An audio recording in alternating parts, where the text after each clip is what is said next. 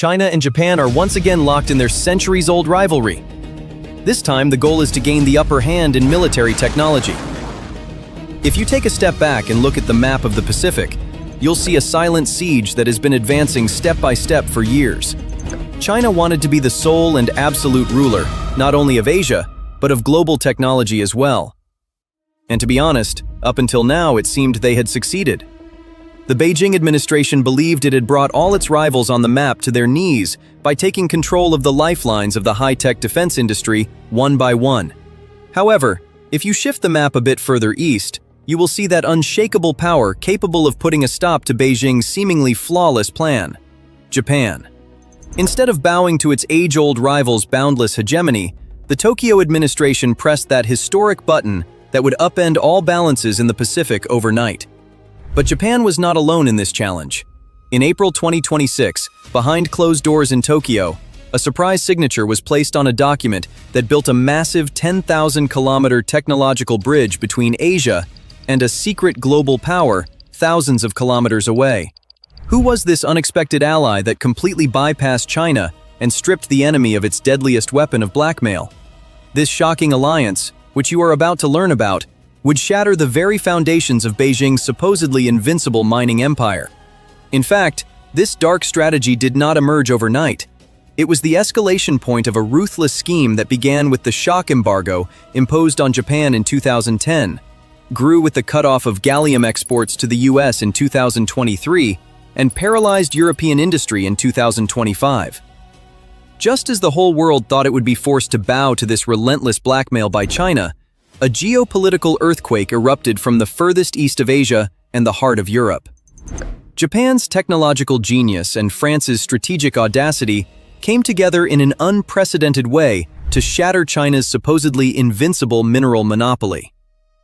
That surprise signature, penned behind closed doors in Tokyo in April 2026, built a massive 10,000-kilometer technology and energy bridge between Asia and Europe.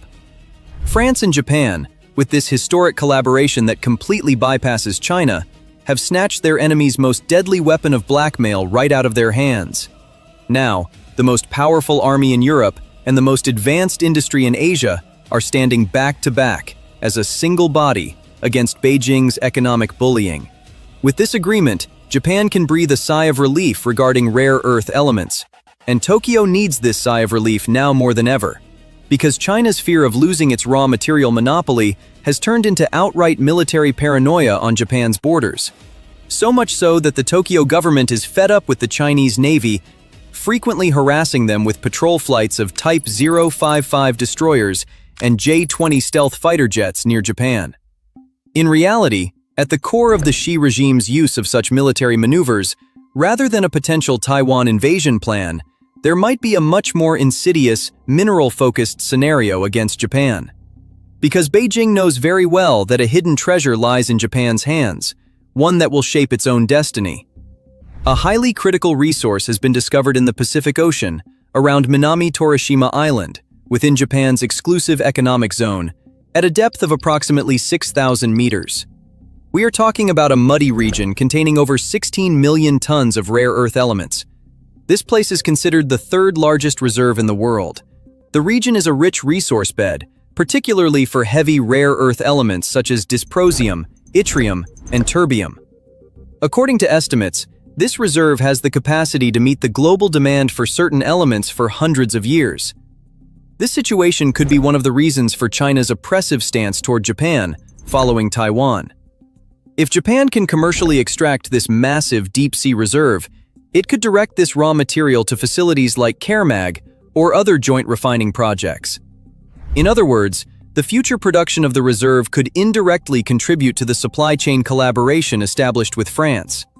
This situation could reduce both Japan's and France's dependence on China regarding rare elements.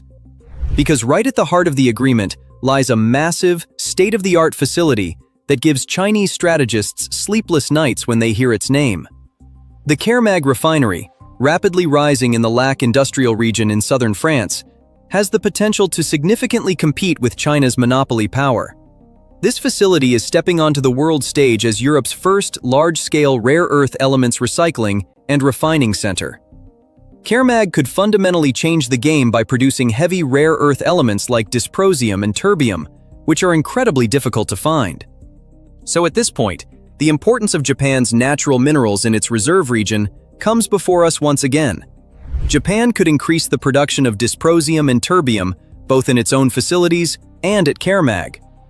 The names of these elements might sound foreign to a civilian ear, but without them, not a single step can be taken on the modern battlefield.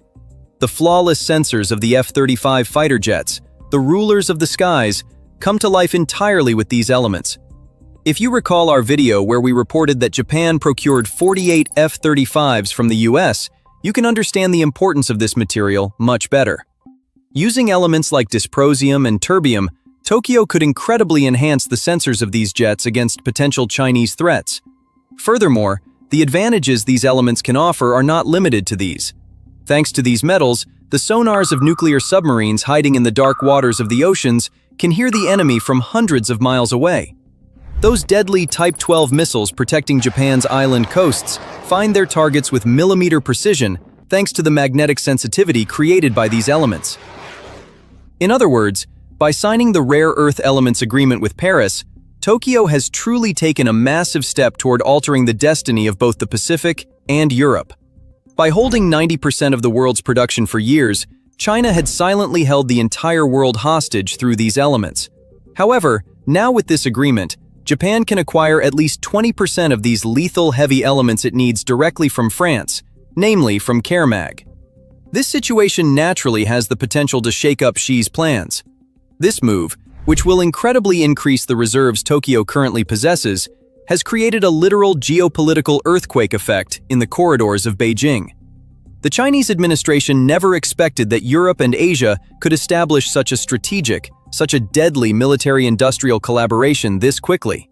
The price manipulation that Beijing has ruthlessly used as a weapon for years, turning markets upside down, may no longer work against France and Japan. With the commissioning of the Caremag facility, China's power to single-handedly determine global rare earth element prices is slipping through their fingers. Beijing's supposedly unshakable monopoly position is melting away a little more each passing day, never to regain its former destructive power. This shoulder-to-shoulder stance of Japan and France is pushing toward a situation that deepens China's geopolitical isolation in the world more than ever before. The billions of dollars in export revenues that China obtains through these elements and uses to fund its military budget could take a massive hit in the near future. According to experts' projections, it is a highly reasonable estimate that the total economic damage resulting from China's exclusion from the global technology supply chain and the erosion of its ability to impose exorbitant prices will exceed $15 to $20 billion annually. More importantly, that massive supply chain weapon China engineered for its own military industry is no longer a lethal threat element for the Western world. So, how did France and Japan come to the decision to bring things to such a breaking point with China? Of course, the relations between the parties did not reach such a sharp breaking point overnight. China's unending anger, intolerance, and economic pressure toward Japan had reached an incredible magnitude in recent months. Prime Minister Takaichi showed her steadfast stance in November 2025 by declaring that protecting Taiwan against Chinese aggression is an existential matter for Japan. The Beijing administration considered this bold statement a direct casus belli and immediately pressed the button to collapse the Japanese economy. Right at the beginning of 2026, China ruthlessly put into effect the harshest and most merciless export restrictions against Japan in its history. The sale to Japan of dual-use technologies, meaning those critical components used in both civilian life and the military field, was instantly banned. Japanese defense and space giants like Mitsubishi Heavy Industries, IHI, and JAXA were blacklisted by China in an attempt to practically paralyze them. With these embargoes, China aimed to halt Japan's military production capacity and leave Tokyo helpless. However, the Beijing administration did not stop at high technology and rare minerals alone. Turning its massive population into an almost asymmetric weapon, China cut off the enormous flow of tourism to Japan like a knife. Instructions went out to travel agencies, group tours were canceled overnight, and airlines halted flights. When the January 2026 data was announced, the number of Chinese tourists going to Japan was seen to have plummeted by 60%, creating a massive shock in the local Japanese economy. Beijing's calculation was simple. They wanted to bring Tokyo to its knees by dealing a heavy blow to the Japanese economy and dictate their own terms. But what China failed to take into account was just how flexible and strong the Japanese state mind and resilience were. Japan did not kneel. On the contrary, Tokyo's response to this brute force was more cold-blooded, planned, and long-term than China could have ever expected. Japan launched aggressive campaigns to rapidly fill that massive Chinese void in tourism with South Korean, Taiwanese, US, and European tourists. Even more critically, the Tokyo government initiated a historic purge process to completely cleanse its own defense industry of Chinese-origin components. Instead of bowing to China's restrictions, they fully activated their own economic security laws. The entry into Japan of any technology coming from China was subjected to unprecedentedly strict scrutiny on national security grounds. Rather than standing alone against China's aggressive hostility, Japan chose to lock shields with its strongest allies in the global arena. It was exactly at this breaking point that France's emergence onto the stage changed all the rules of the game in the Asia-Pacific forever. France, with its nuclear deterrence and advanced industry, stands as the undisputed strongest military and technological actor within the European Union. President Macron's vision refuses to accept Europe remaining either in Washington's shadow or under Beijing's yoke. However, China's reckless weaponization of global trade brought Paris, in its search for strategic autonomy, into the exact same trench as Tokyo as a natural reflex. In fact, the Paris government had a similar concern about Beijing as Tokyo did. Most likely, Mr. Macron was displeased with not seeing sufficient economic engagement from China. The trade between France and China had already been a massive, bleeding wound, working against France for years. France was running a horrifying deficit of over 40 billion euros every year in its trade with the Asian giant due to the unfair competition policies implemented by China. China's influx of state-backed cheap electronics and electric vehicles was threatening Europe's deep-rooted industry day by day. France's biggest economic trump cards, on the other hand, were Airbus aircraft, aviation parts, and world-famous luxury consumer goods. However, the Paris administration knew very well that this ruthless geopolitical war of the 21st century could not be won simply by selling perfume, wine, and passenger planes. France needed a much more strategic deterrence, one that would slam a fist on the table and make the enemy think twice. This is exactly why the French administration may have built its own technological shield with the Kermag facility against China's infamous rare earth elements war. Moreover, the Paris government's strength and determination are not limited to the industrial facilities on its mainland or agreements on paper. France possesses a state tradition that never shies away from proving its naval power presence in the most dangerous oceans and straits of the world when necessary. That historic event that took place on April 3, 2026, during the hottest days of the war, was the clearest proof of Paris's unshakable stance in the global arena. In those dark days when the Strait of Hormuz was practically ablaze due to the tension between Israel and Iran, a massive container ship belonging to the French maritime giant CMA-CGM plunged into the dangerous waters. This passage went down in history as the first Western European ship to pierce through that de facto blockade imposed on Western vessels since the beginning of the Iran War. As the ship advanced through the Gulf waters, it threw a very clear challenge to Iran, and in fact, to the whole world, by openly entering the information that it bore the French flag into its signal systems. This highly bold and risky move demonstrated to the entire world France's unwavering determination to protect global logistics lines, trade routes, and its allies. Japan is experiencing the justifiable pride of standing shoulder to shoulder with an ally possessing such solid will, technology, and naval power. This 10,000-kilometer energy, technology, and security bridge established between France and Japan does not resemble any ordinary trade route in the world. This invisible bridge is an insurmountable wall of steel drawn against China's unbridled dreams of expansion and devouring in the Asia-Pacific region. Those old, familiar, and one-sided balances in the Pacific Ocean have now been irrevocably shattered. The Beijing administration thought it could freely roam in Greenland or the Taiwan Strait, taking the world hostage with elements, seizing the opportunity of the US being preoccupied in the Middle East.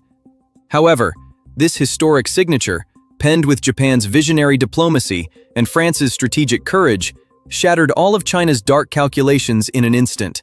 China had believed it would bring all resisting countries into line one by one, using the rare earth elements in its possession like a ruthless whip. But that whip, as we have seen as of April 1, 2026, blew up in China's own hand. The moment that magnificent CareMag facility in southern France begins operating at full capacity, China's supposedly invincible monopoly kingdom may be officially buried in the dusty pages of history. The Japanese defense industry, equipped with these critical elements coming from the heart of Europe, could transform into the most deterrent power in the Pacific. In other words, we are facing a landscape that truly impacts China and brings the Pacific and Europe together.